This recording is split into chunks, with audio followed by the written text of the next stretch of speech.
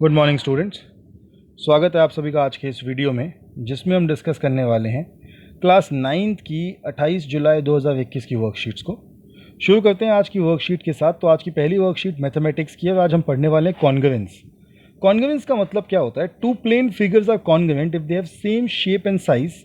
So two distinct plane figure on a piece of paper are congruent if we cut them out and they overlap each other completely. कहने का मतलब ये है कि अगर दो फिगर बिल्कुल एक जैसी हैं, उनकी शेप भी, उनकी साइज़ भी, सब कुछ बिल्कुल एक जैसा है, तो उनको हम कहते हैं वो कॉन्ग्रुएंट फिगर्स हैं।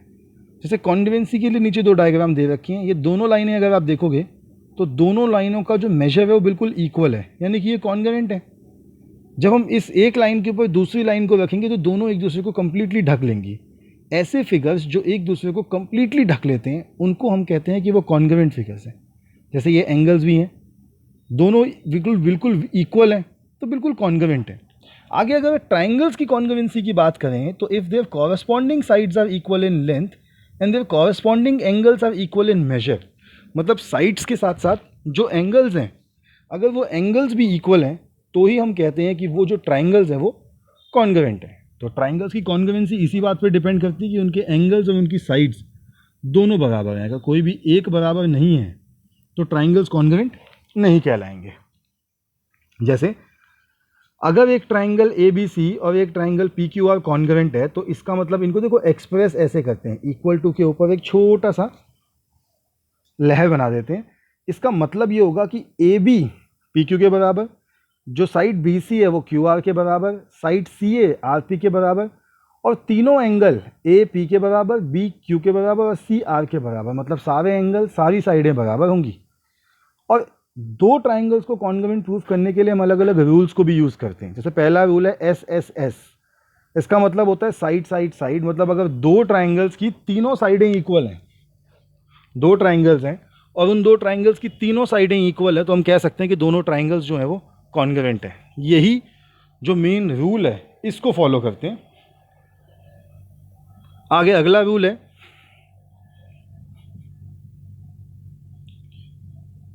एस ए एस, जो आपको नीचे लिखा हुआ दिख रहा है। एस ए एस का मतलब होता है साइड एंगल साइड, मतलब दो साइडें और उनके बीच का एंगल अगर इक्वल है तो हम कह सकते हैं कि ट्राइंगल्स कॉन्ग्रुएंट है। बट ध्यान रखिएगा कि दोनों साइडें और उनके बीच का एंगल होना चाहिए। जैसे अगर एक ट्राइंगल है और दूसरा है तो ये वाली साइड इस साइड के बराबर, ये वाली साइड इस साइड के बराबर, इनके बीच का एंगल भी बराबर है तो ही एस ए एस कहलाएगा। तीसरा जो रूल है वो है ए एस ए, यानी एंगल साइड एंगल। दो एंगल और बीच की साइड जब बराबर होती है तो इसको हम कहते हैं कि ये ए एस ए रूल के हिसाब से ट्राइंगल्स कॉन्ग्रुएंट है। और लास्ट जो रूल लगता है वो लगता है are H S, right angle hypotenuse side. ये सिर्फ उन ट्राइंगल्स में लगता है जिनका एक एंगल 90 डिग्री का होता है, और इनमें अगर हमारा 90 डिग्री का एंगल, उसके सामने वाली साइड और कोई भी तीसरी साइड अगर बराबर है, कोई भी, मतलब दो साइडें कोई भी आपस में इक्वल है और 90 डिग्री का एंगल है, तो ट्राइंगल्स कॉन्ग्रुएंट होंगे। इस रूल को कहते हैं आर एच एस। नीचे उन्होंने क्वेश्चंस दिए हैं, right the name of congruent triangles and rules of congruence use in the given figure. तो रूल्स ऑफ कॉन्ग्रुएंस, अब अगर पहले वाले में देखें तो ये 30 सेंटीमीटर, ये 3 सेंटीमीटर की साइड और ये 3 सेंटीमीटर की साइड इक्वल है, 6 वाली 6 की इक्वल है और 5 वाली 5 की इक्वल है, यानी कि तीनों साइडें तीनों साइडों की इक्वल है। तो हम लिखेंगे आ साइड साइड साइड। जो ट्राइंगल्स हैं वो एस एस एस से कॉन्ग्रुएंट है। और ट्राइंगल्स क्या हो जाएंगे? ट्राइंगल्स हो जाएंगे ए बी सी और पी क्यू आर। इनको लिखना भी ऐसे होता है कि इनके नाम भी इक्वल हैं, जैसे ए के इक्वल पी है, बी के इक्वल क्यू है और सी के इक्वल आर है। आगे देखिए 40 डिग्री का एंगल, 40 डिग्री का एंगल, ये भी 3 सेंटीमीटर, ये भी 3 सेंटीमीटर, ये भी 5 सेंटीमीटर, ये भी 5 सेंटीमीटर। तो साइड एंगल साइड, ये बिल्कुल आपके सामने मैंने सॉल्व कर रखा। ट्राइंगल हो जाएगा triangle L N M congruent to triangle D E F, और रूल लगा साइड एंगल साइड। ये फर्स्ट वाला भी लिख दिया मैंने आपके सामने। थर्ड देख लेते हैं। थर्ड है राइट एंगल वाला ट्राइंगल है, 3 और 3 इक्वल है, 5 और 5 इक्वल है, तो हमने लिख दिया triangle P Q R congruent to triangle B A C, और रूल लगा आर एच एस का। लास्ट वाले फिगर में दोनों साइड वाले एंगल और उनके बीच की साइड कॉन्ग्रुएंट है, तो हमने रूल लगाया triangle D E F congruent to triangle QRP, rule लगाया ASA, एंगल साइड एंगल। चलिए आगे बढ़ते हैं फिर। मुझे लगता है ये रूल आप सबको समझ में आ गए हैं, ये ट्राइंगल्स भी समझ में आ गए हैं। अगली वर्कशीट देखते हैं जो कि हमारी आज की साइंस की है। आज की वर्कशीट मोशन के बारे में। मोशन हमने पिछली क्लास में स्टार्ट किया था। Suhani was coming back to city from her village on bike with her father. She realized that the bike was going slow down in traffic and faster on empty roads. She asked her father, "How do we know how fast or slow we are going while we are riding? Is there a way to know it precisely?" अब सुहानी अपने पिताजी के साथ गांव से वापस आ रही थी शहर, और शहर जब वो वापस आ रही थी तो रास्ते में उसने अपने पिताजी से पूछा कि ये बाइक हमारी कितनी स्पीड पर चल रही है, क्या कोई तरीका है जिससे हम ये जान सकें कि एकदम एग्जैक्ट हमारी स्पीड कितनी है। तो उसके पिताजी ने कहा कि बिल्कुल तरीका है। उन्होंने उसे इंट्रोड्यूस कराया स्पीडोमीटर से। स्पीडोमीटर किसी भी वाहन के आगे हेडलाइट के पास लगा हुआ होता है। ये स्पीडोमीटर आपको बताता है कि आपके वाहन की, आपकी गाड़ी की स्पीड क्या है। She looked at it and saw a circular meter with several markings. It also had kilometre per hour written on it. She had studied in her class the speed can be measured in kilometre per hour. तो जो speedometer होता है, बिल्कुल आपके सामने, आपको यहाँ पे भी दिख रहा होगा, स्पीडोमीटर में अलग अलग निशान यहाँ पे लिखे हुए हैं, ये मार्किंग्स हैं। और नीचे यहाँ पे एक स्पीडोमीटर के साथ एक ओडोमीटर भी है। स्पीडोमीटर क्या मेजर करता है? वो मेजर करता है कि किस स्पीड पे गाड़ी चल रही है। ओडोमीटर क्या मेजर करता है कि कितना डिस्टेंस ट्रेवल किया। स्पीडोमीटर और ओडोमीटर का यही मेन काम है। चलिए अब वर्कशीट आके क्वेश्चंस देख लेते हैं। पहला क्वेश्चन है, name the instruments used in a vehicle that shows the distance travel by the vehicle and speed at a particular time. अभी अभी हम यही पढ़ रहे थे। एक हमारा है स्पीडोमीटर, एक हमारा है ओडोमीटर, और ये आपका बनेगा फर्स्ट आंसर। पूरा लिखेंगे। सेकंड क्वेश्चन देखते हैं। Suhani has noted down the following distance from odometer at different intervals of time. तो सुहानी ने जो ओडोमीटर को देख के कुछ डिस्टेंस नोट डाउन किए, और उसने देखा कि बाइक 8 बजे शुरू होती है, और तब ओडोमीटर का जो रीडिंग थी वो 1320 थी। 9 बजे यानी कि 1 घंटे में रीडिंग हो गई 1345, यानी कि 25 किलोमीटर की दूरी तय करी और 1 घंटा लगा। तो 25/1 यानी कि 25 किलोमीटर पर आवर।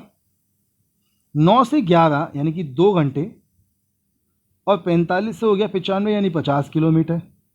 फिर दोबारा आंसर निकाला तो कितना आएगा? 25 किलोमीटर प्रति घंटा। यानी सुहानी के पिताजी 25 किलोमीटर प्रति घंटे की रफ्तार से गाड़ी चला रहे हैं।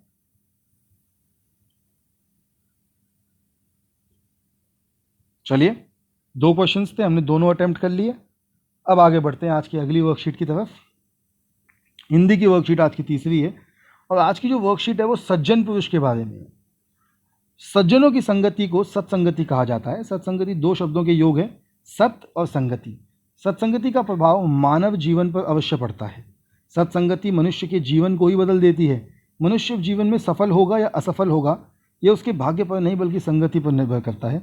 महापुरुषों का सत्संग मानव का कल्याण करता है। यदि दुर्जन व्यक्ति भी सत्संग रूपी गंगा में स्नान कर ले तो फिर उसे दान, तीर्थ, तप आदि की क्या आवश्यकता है।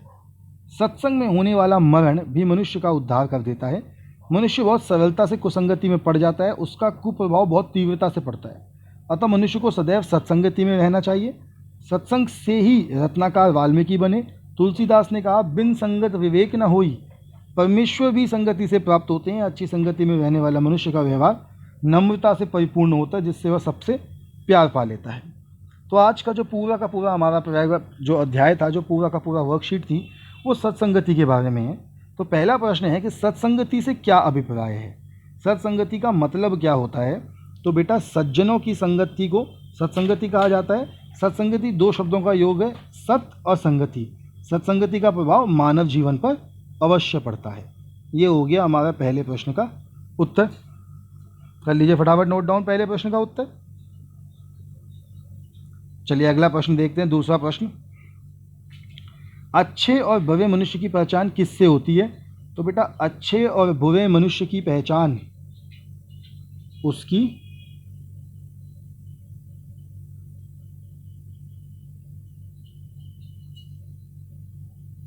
संगति से होती है।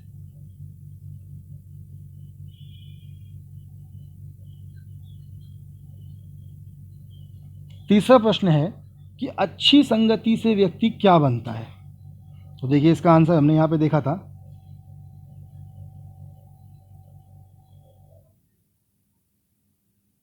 कि मानव अपने जीवन में सफल होगा या असफल है उसके भाग्य पर नहीं, संगति पर निर्भर करता है। महापुरुषों का सत्संग मानव का कल्याण करता है। यदि दुर्जन व्यक्ति भी सत्संग रूपी गंगा में स्नान कर ले तो फिर उसे दान, तीर्थ, तप आदि की आवश्यकता नहीं है। सत्संग करने वाला मरण भी व्यक्ति का उद्धार कर देता है। ये हमारा हो गया तीसरा उत्तर। लिख लीजिए फटाफट। चलिए चौथे प्रश्न को देखते हैं फिर। अब मुझे उम्मीद है आपने तीसरे प्रश्न तक लिख लिया होगा। चौथा प्रश्न है कि गद्यांश के अनुसार किसका कुप्रभाव मनुष्य पर तीव्रता से पड़ता है? किसका कुप्रभाव मनुष्य पर तीव्रता से पड़ता है? तो चौथे प्रश्न का आंसर देखते हैं। बिल्कुल यहां लिखा है मनुष्य पर सरलता से कुसंगति का प्रभाव पड़ सकता है, उसका कुप्रभाव बहुत तीव्रता से पड़ता है, अतः मनुष्य को सदैव सत्संगति में रहना चाहिए। तो चौथा प्रश्न भी बिल्कुल आपके सामने मैंने टिक कर दिया है। अब पांचवा प्रश्न देखते हैं। पांचवा प्रश्न है उपयुक्त गद्यांश को उचित शीर्षक दीजिए। तो उचित शीर्षक में हम लिख सकते हैं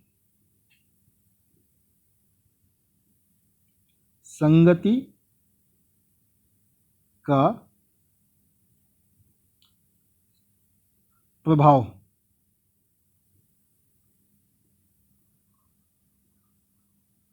चलिए आगे बढ़ते हैं। तो आगे बढ़ने के लिए कुछ बचा ही नहीं है। हमने सबसे पहले गणित की वर्कशीट करी, फिर विज्ञान की करी, फिर साइंस की करी और फिर अब कर दी हमने हिंदी की वर्कशीट कंप्लीट। तो आपसे कल मुलाकात होगी फिर कल की वर्कशीट्स के साथ। तब तक के लिए stay healthy and stay safe.